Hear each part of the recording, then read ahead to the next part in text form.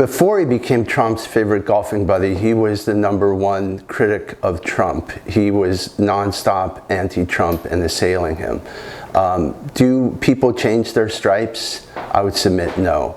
That he ultimately is a snake, and his record is towards everything that MAGA is against. He's the definition of he's anti-MAGA. He's what created the movement in the first place. A career politician who left his state 32 years ago on the promise of term limits, basically moved to the imperial capital of Washington and is completely disconnected.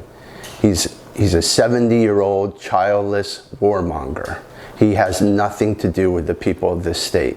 We are about God, family, and country, and he's about starting World War III.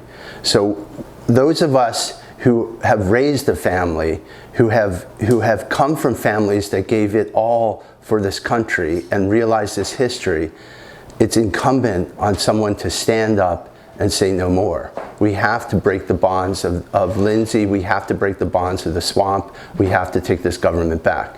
And I came up with a plan, and it's now President Trump and his team have really put it into action, and with their own work as well. When I led a group there with Project 2025, that was a coalition of 110 conservative groups. So a lot of that is who I hope will support us in this mission. But you know, it's everybody.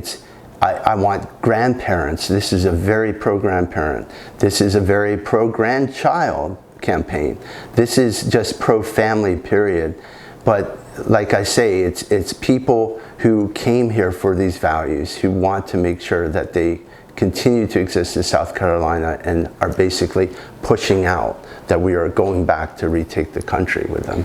So let's talk about the Trump endorsement, because Trump has already endorsed Senator Graham for re-election, and Graham has been running on that very early.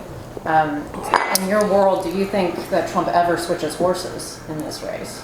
Absolutely. I think that Lindsey's never been vetted. In the great words of Andrew Breitbart, we're going to vet Lindsey, and we're going to get to the bottom.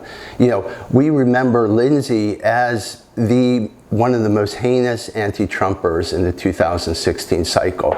All he did was go to CNN, and he was the one who fertilized the ground with the Russia hoax. He's an original Russia hoaxer. He and his bosom buddy, John McCain.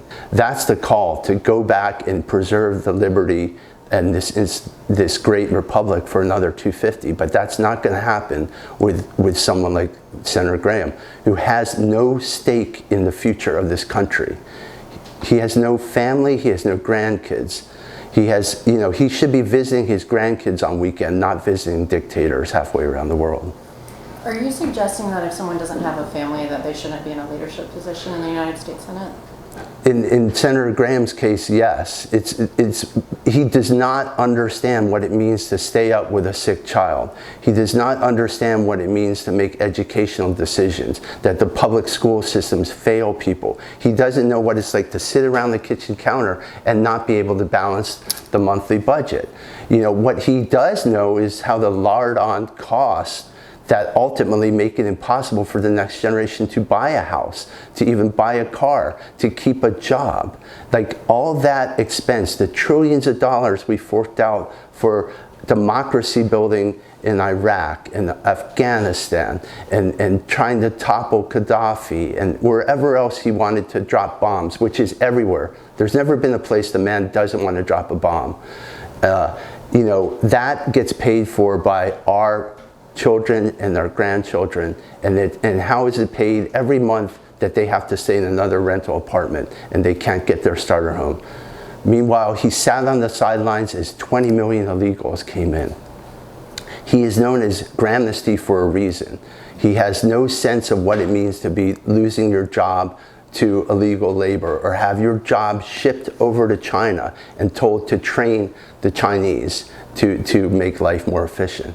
And he doesn't know, you know, is he ever stood up for us with medical freedom? Has he ever, you know, suffered family members who've been vaccine injured, if you will? No, quite the opposite. He's basically the Tony Fauci of the Senate. This is the embodiment of everything that's wrong in politics.